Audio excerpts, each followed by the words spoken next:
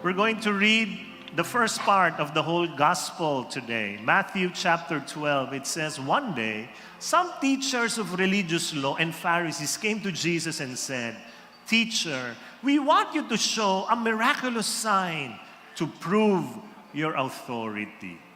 Yung mga lumapit kay Jesus at sabi, magpakita ka nga ng mga milagro para sabihin namin na ikaw ay talagang galing sa Diyos. Ay, minsan ganyan tayo. Walang biro. Para tayong mga Pariseo na we want God to play by our rules. Kung anong gusto natin, yun ang dapat mong gawin, Panginoon. To the reading. Remember, these Pharisees, ito mga Pariseo, they were asking for Jesus to do a miracle, a sign for them. Remember who they were. They were the ones who wanted Jesus to be killed. Parang kalabang-kalaban nila si Jesus. Tapos lalapit sila at sasabihin, kung ikaw talaga, ay pakitaan mo naman kami ng milagro mo. Parang ganito, naisip niyo na ba? May kaaway kayo. Sino rito nagkaroon na ng kaaway sa buong buhay niya? Huwag kayo mahiya. Taas ang kamay. Ayan. Isipin niyo na lang, itong kaaway niyo, talagang gusto kang kaining buhay. Lapit sa'yo at sabi, malibre ka naman. Di ba? Parang, what? Kapal na mukha mo. Sinira mo lahat ng reputasyon ko, tapos libre mo. Ganyan na ganyan yung mga Pariseo. Lalapit kay Jesus, talaga, ikaw ba'y talaga taga-langit? O kung galing kang langit, pakitaan mo kami ng milagro. So Jesus answered them this way. Only an evil, adulterous generation would demand a miraculous sign. But only sign I will give them is the sign of the prophet Jonah. At anong sinasabi ni Jesus sa kanila? Sus, kayo pa? Adulterous generation. Ibig sabihin, wala kayong relasyon sa aking tatay. Kaya, anong ibibigay na sign sa inyo? Yung sign ni prophet Jonah. Who is Jonah? Jonah was in the belly of the great fish for 3 days and 3 nights. So will the Son of Man be in the heart of the earth for 3 days and 3 nights. Ano yung dialogue na yon? Let me put it in our terms, layman's term natin. Lumapit sa kanya itong mga to at sabi, sige nga, magpakita ka nga ng milagro para malaman namin, galing kang langit. Alam mo sabi ni Lord sa kanila, kayo, gusto nyo nga akong patayin, tapos papakitaan ko ng milagro? No way. Hindi ko yung gagawin. Tapos nag-isip si Jesus, napatigil si Jesus at sabi niya, sige na nga. Sige, sorry. Papakitaan ko kayo ng milagro, Ang sign na ito is anti-sign. Baliktad ng inihingi niyo. Bakit? Because you will kill me. Papatayin niyo ako. You will kill me because I will allow you to kill me. But like Jonah, wait for the 3rd day. Because I am the sign that you are asking. Grabe. Yun ang sinabi ni Jesus sa kanila. Sa pangatlo, araw, makikita nyo ang hinahanap nyong milagro. Parang gusto niya sabihin, mabubuhay ako ulit. Sige, saktan nyo ako, patayin nyo ako, pero ito ang milagro nasa harapan niyo. Let me give you 4 practical applications of this reading. Very, very practical. Get what you need to get, and let the Holy Spirit complete it for you. Number 1, focus on people who are open to you. May mga ibang tao nakasara sa puso sa iyo. Huwag mo na ipilit sarili mo. Kaya alam niyo si Jesus, ang unang-unang nag-minister siya. Alam niyo kung saan? Sa Galilee.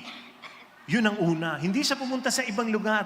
Dito ako unang magsasalita ng salita ng Diyos. Bakit? Because the people in Galilee, they are very, very open to new things. Bago. Basta may bago, di-devour yan. Kaya ikaw, please, do not siksik yourself to people who are close to you. Ayaw. Huwag mo ipilit sarili mo. Kaya si Jesus didn't even perform a miracle to these guys. Why? It's useless. Kasi kahit anong galing niya, pupunahin pa rin siya. Useless. Sabi niyo nga, useless. Parang ganito. Tingnan niyo yung conversation ng dalawang ito. Sabi ni Sonia, "Hi, I'm Sonia." Sumagot yung kausap niya, "So?" Ano sagot niya? Niya.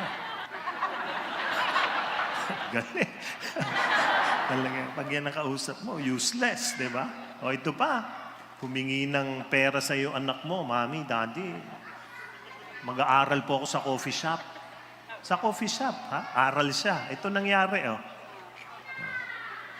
Nag-aral nga, gumastos ng 180 sa kape. Ang score 10, useless. Sayang. Stop wasting your emotional energy on people who don't like you. Mga men who are here, nabasted na ba kayo? Di pa? Grabe.